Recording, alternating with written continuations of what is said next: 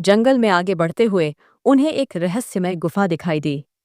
गुफा के अंदर अंधेरा था और उसमें से अजीब आवाजें आ रही थीं। छोटू ने कहा, मुझे लगता है हमें इस गुफा में नहीं जाना चाहिए। ये बहुत खतरनाक लग रही है। चंपी ने कहा। मुझे भी डर लग रहा है, लेकिन हमें देखना चाहिए कि अंदर क्या है।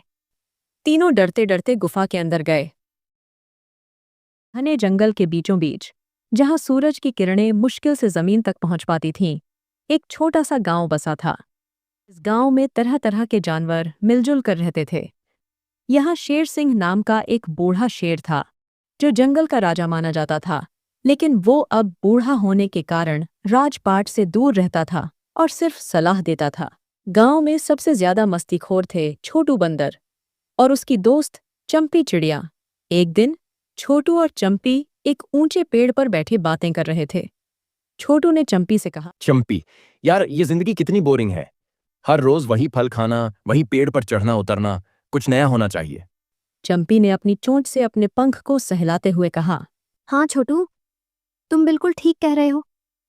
मुझे भी कुछ रोमांचक करने का मन कर रहा है। क्यों ना हम जंगल के उस पार जाएं? मैंने सुना है वहां एक जादुई झरना है, जिसका पानी पीने से सारी मुरादें पूरी हो जाती हैं। छोटू की आंखें चमक उठीं। जादुई झरना, वाह, ये तो कमाल का आइडिया है। चलो अभी चलते हैं। वो बिना किसी को बताए जंगल के उस पार जाने के लिए निकल पड़े।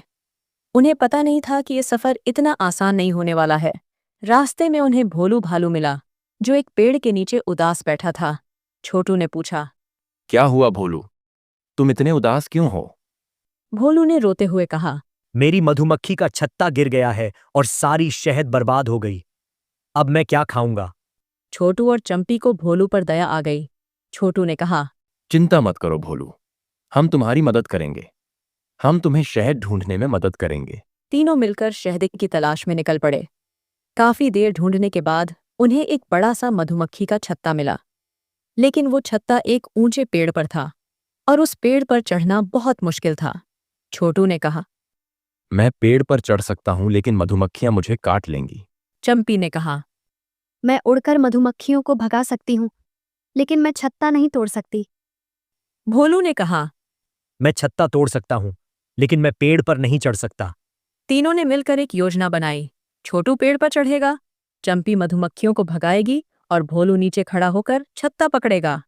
योजना के अनुसार छोटू पेड़ पर चढ़ा, चंपी ने मधुमक्खियों को भगाया और भोलू ने छत्ता पकड़ा।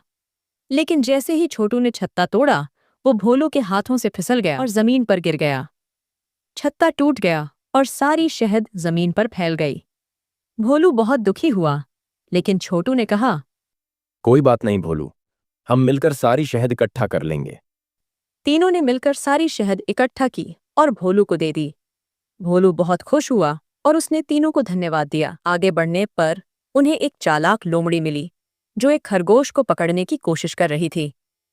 खरगोश बहुत डरा हुआ था। छोटू ने लोमड़ी से कहा। ये गलत है लोमड़ी, तुम्हें खरगोश को नहीं पकड़ना चाहिए। लोमड़ी ने कहा। ये मेरा भोजन है, मुझे इसे पकड़ने का हक है। छोटू ने कहा। अगर तुम खरगोश को छोड़ दोगे तो हम तुम्हें कुछ और खाने को देंगे। लोमड़ी लालच में आ गई और उसने खरगोश को छोड़ दिया। छोटू और चंपी ने मिलकर लोमड़ी को कुछ फल और सब्जियां दी। खरगोश बहुत खुश हुआ और उसने तीनों को धन्यवाद दिया। खरगोश ने कहा, मैं तुम लोगों का ये एहसान कभी नहीं भूलूंगा। जंगल में आगे बढ़ते हुए उन्हें एक रहस्यमय गुफा दिखाई दी। गुफा के अंदर अंधेरा था और उसमें से अजीब आवाजें आ रही थीं। छोटू ने कहा, मुझे लगता है हमें इस गुफा में नहीं जाना चाहिए।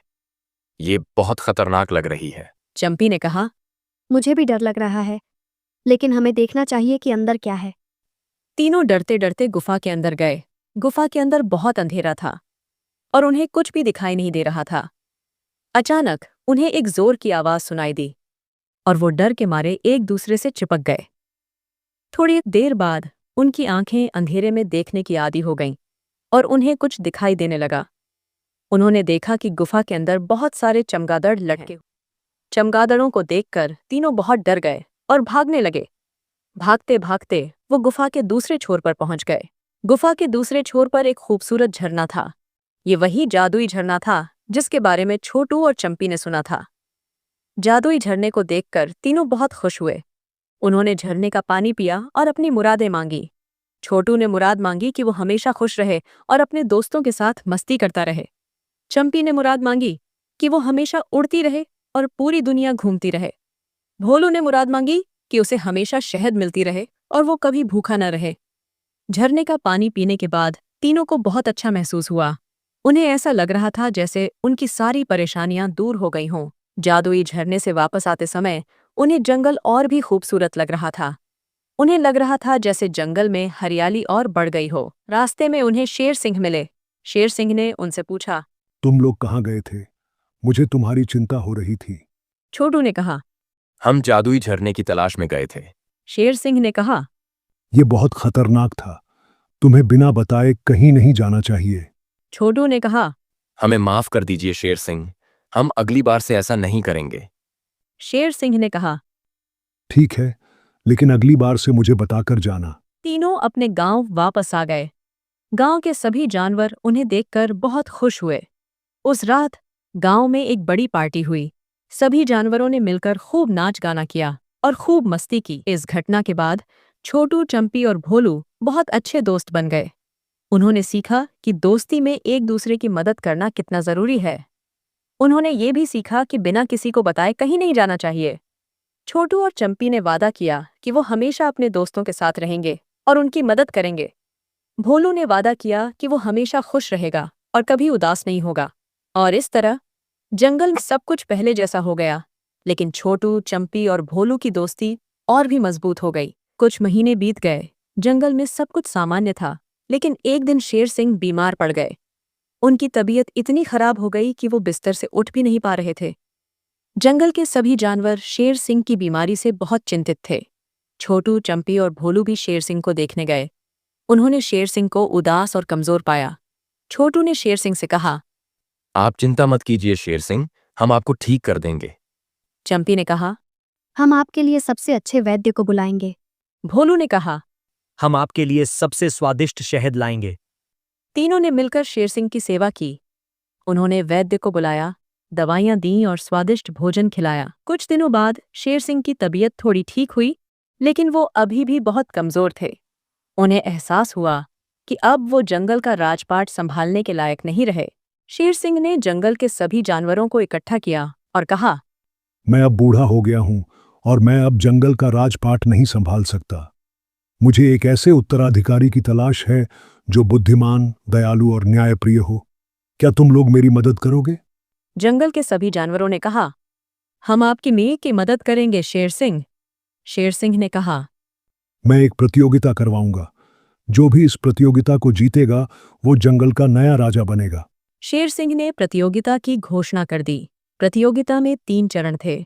बुद्धि परीक्षा, सभी जानवरों को एक पहेली का जवाब देना था।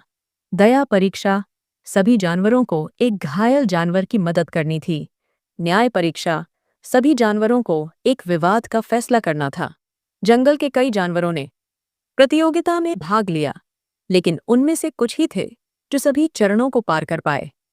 बुद्धि परीक्षा में शेर सिंह ने एक मुश्किल पहेली पूछी। वो क्या है जो हमेशा आता है लेकिन कभी नहीं पहुंचता? कई जानवरों ने जवाब देने की कोशिश की, लेकिन कोई भी सही जवाब नहीं दे पाया। छोटू ने कहा। इसका जवाब है कल। शेर सिंह छोटू के जवाब से बहुत प्रभावित हुए। उन्होंने कहा, तुम्हारा जवाब बिल्कुल सही है छोटू, तुम बहुत बुद्धिमान हो। दया परीक्षा में एक घायल हिरण को लाया गया। हिरण का पैर टूटा हुआ था और वो दर्द से कराह रहा था। कई जानवरों ने हिरण की मदद करने की कोशिश की, लेकिन कोई भी उसे आराम नहीं दिला पाया। चंपी ने हिरण के पास जाकर उसके पैर पर अपनी चोंच से प्यार से सहलाया। चंपी के स्पर्श से हिरण को आराम मिला और वो शांत हो गया। शेर सिंह चंपी की दयालुता से बहुत प्रभावित हुए। उन्होंने कहा, तुम बहुत दयालु हो चंपी, तुम्हारे अंदर दूसरों के लिए करुणा है। न्याय परीक्षा में 2 चूहों के बीच एक अखरोट को लेकर विवाद था। दोनों चूहे कह रहे थे कि अखरोट उनका है। कई जानवरों ने विवाद को सुलझाने की कोशिश की, लेकिन कोई भी सही फैसला नहीं दे पाया। भोलू ने दोनों चूहों से कहा, अखरोट को आधा आधा बांट लो, इस तरह दोनों को मिलेगा और झगड़ा भी खत्म हो जाएगा। शेर सिंह भोलू के न्याय से बहुत प्रभावित हुए। उन्होंने कहा, तुम बहुत न्यायप्रिय हो भोलू, तुम्हारे अंदर सही और गलत का भेद करने की क्षमता है। प्रतियोगिता के अंत में शेर सिंह ने छोटू, चंपी और भोलू को बुलाया। उन्होंने कहा, तुम तीनों ने प्रतियोगिता में बहुत अच्छा प्रदर्शन किया है। तुम तीनों बुद्धिमान, दयालु और न्यायप्रिय हो, लेकिन मैं केवल एक को ही राजा बना सकता हूं। तीनों दोस्त एक दूसरे की तरफ देखने लगे। वो नहीं चाहते थे कि उनकी दोस्ती में दरार आए। शेर सिंह ने कहा, मैंने फैसला कर लिया है। मैं छोटू को जंगल का नया राजा बनाऊंगा। छोटू हैरान हो गया। उसने कहा, लेकिन मैं तो राजा नहीं बनना चाहता। मैं तो सिर्फ मस्ती करना चाहता हूं। शेर सिंह ने कहा, मुझे पता है कि तुम राजा नहीं बनना चाहते, लेकिन तुम में वो गुण हैं जो एक राजा में होने चाहिए। तुम बुद्धिमान हो, दयालु हो और न्यायप्रिय हो। तुम जंगल को सही दिशा में ले जा सकते हो। अगले दिन छोटू का राज्याभिषेक हुआ। जंगल के सभी जानवर राज्याभिषेक समारोह में शामिल हुए। शेर सिंह ने छोटू को जंगल का नया राजा घोषित किया। छोटू ने कहा, मैं वादा करता हूं कि मैं हमेशा जंगल के सभी जानवरों की रक्षा करूंगा और उनके साथ न्याय करूंगा। छोटू एक अच्छा राजा साबित हुआ। उसने जंगल में शांति और समृद्धि बनाए रखी। उसने जंगल के सभी जानवरों की जरूरतों का ध्यान रखा। छोटू ने चंपी को अपना सलाहकार बनाया और भोलू को अपना रसोइया। तीनों मिलकर जंगल को चलाते थे। जंगल के सभी जानवर छोटू से बहुत खुश थे। उन्होंने उसे अपना राजा मान लिया था। कुछ सालों बाद शेर सिंह का निधन हो गया। जंगल के सभी जानवर शेर सिंह की मौत से बहुत दुखी थे।